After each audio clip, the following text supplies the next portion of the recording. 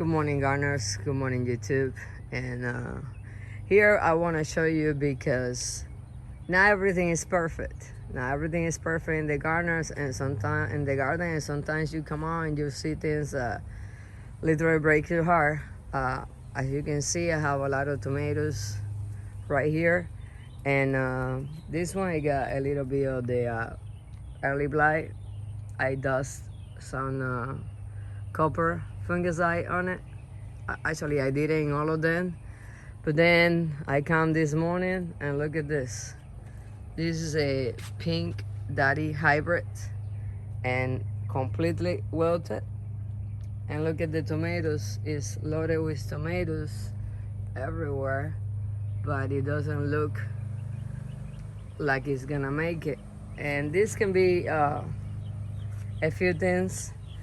I'm leading to my biggest and hardest problem here in my garden, which is root nematodes. Even though I amend my soil a lot and I put a lot of wood chips and compost and as many as organic matter that I can wherever I plant my vegetables, it is a big issue here in Central Florida. I mean, I have a lot of them. It's a lot of solutions that people talk about it. I haven't found nothing that is really work besides amending your soil.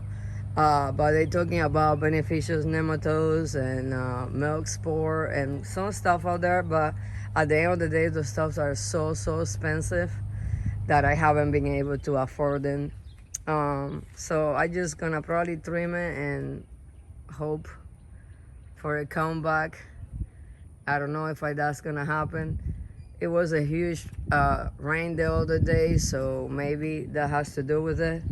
But that's how it goes, you know. Sometimes things are not perfect, and sometimes you're gonna lose a plant like this one that it was like already all the way out there, completely loaded with tomatoes.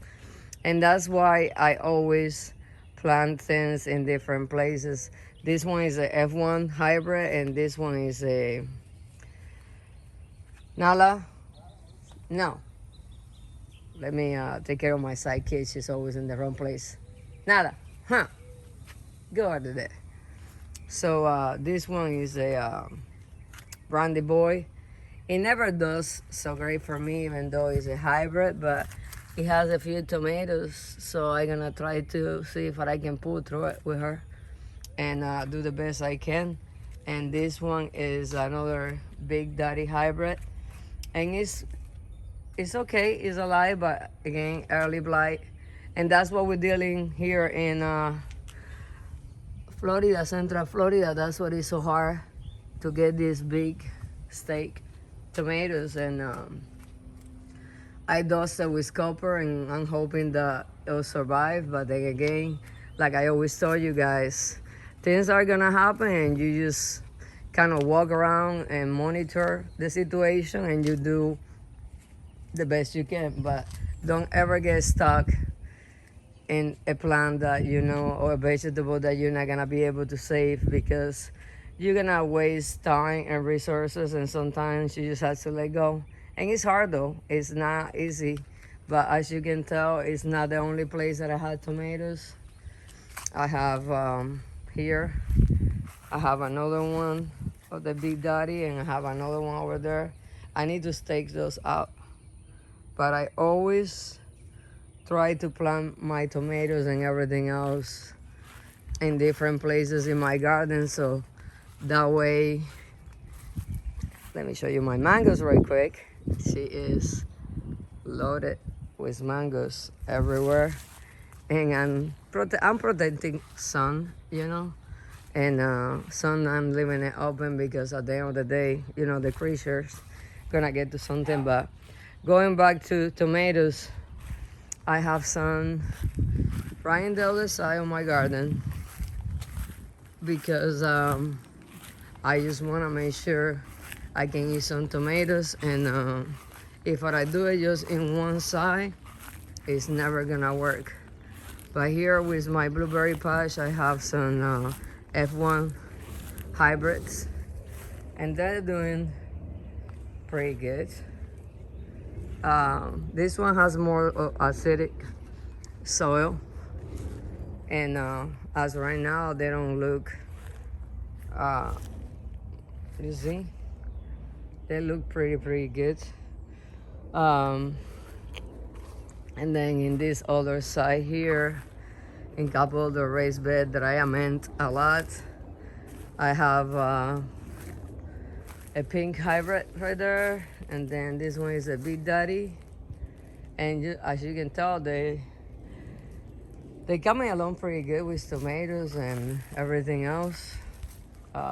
You see, and look pretty healthy. And then over there I got some hybrid tomatoes too, and some Roma tomatoes. And here is my margarita that it looks kind of like crappy like that, but this one survived the winter and has given me tomatoes non-stop.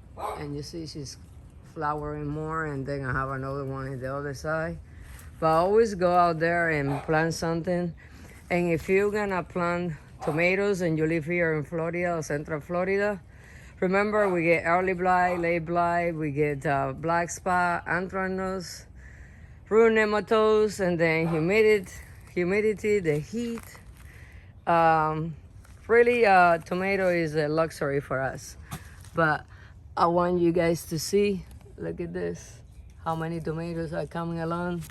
So I always plant it early so that way we can get some of the big tomatoes, and then I stay with the cherry tomatoes and the plum tomatoes. They seem to tolerate our humidity and heat so much better. But not everything is always perfect in the garden. So sometimes you're gonna come and you're gonna see like that tomato over there that is pretty sad, but it is what it is. It's nothing that I'm gonna be able to probably do, and I'm gonna have to make a decision so that way I can save the ones around them. But here you have it, tomatoes.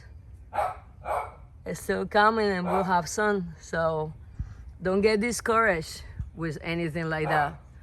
You plant, you amend your soil, your fertilizer, and then if something don't work out, just move on and keep on trying with the rest of your garden. As always, thank you so much for your time. If you like my content, please like and subscribe, give me your thumbs up. And if you have any comments or you know anything that I can do or you wanna help me, I will really appreciate you guys' opinions and help. Have a great day. I see you guys in the next video.